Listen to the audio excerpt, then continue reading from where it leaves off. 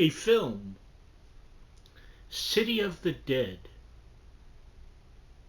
from 1960, directed by John Llewellyn Moxey.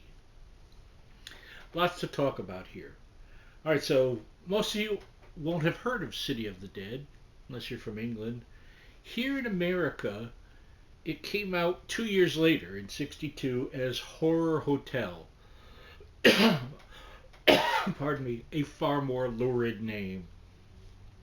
And the big star in it, of course, is Christopher Lee, who plays Professor Driscoll.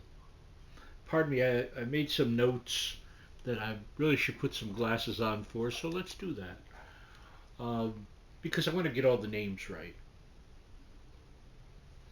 So, here we have a movie, and by the way, you want to get the easy to obtain City of the Dead because it's 2 minutes longer. They cut some great lines out of it for the American release because I think they didn't want to offend people with its um, demonic talk, let's say. Anyway, it's about a student of Professor Driscoll's, Nan Barlow, played by Venetia Stevenson, and she wants to go to this northeast mythic town called Whitewood to go study in his history. He does a thing about the history of witchcraft and stuff like that. So she's heard that there was a witch that was burned to death there, and she thought she could find some fascinating stuff to do, a paper or some such thing.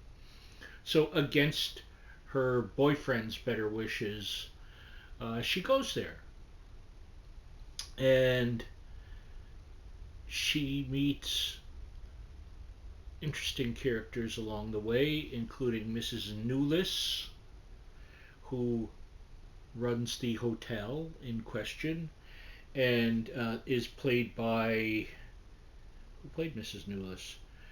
Patricia Jessel, a British actress who was in a bunch of stuff that we don't know, or at least I don't.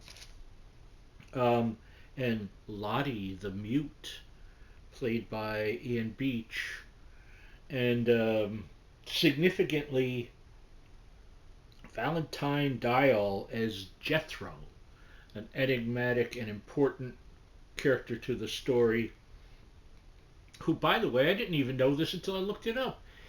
He was one of the two caretakers in the great film The Haunting with Julie Harris and Russ Tamblyn and company.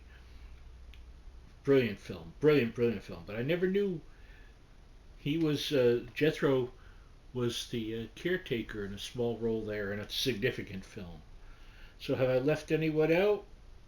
Internet? No.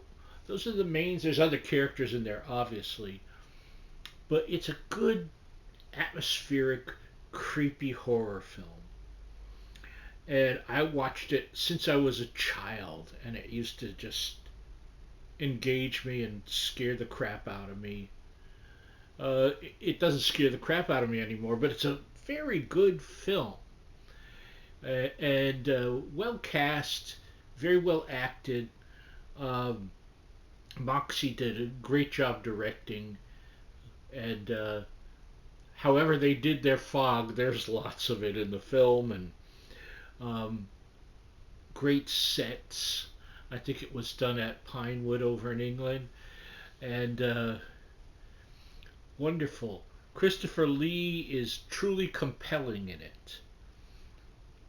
And I'm not going to tell you anything that goes on, but a lot of stuff goes on. It is a film. It's not even a long film. It's like an hour and 16 for the long print. The other is like, again, it's missing like 2.5 minutes, something like that. But there's significant things. That's why, I mean, you can find Horror Hotel on like a double for next to no money. It's worth to spend, $10, whatever it is, to get City of the Dead. Worth your time, worth your dime. A great film, a party film, I guess I would say. A great film to sit late at night by yourself and put on and enjoy the creepiness of it and discover why my friend Pete and I very often out of the blue will go, leave Whitewood now before 'tis too late. Enjoy it, watch it, love it. I'll see you next time. Bye bye.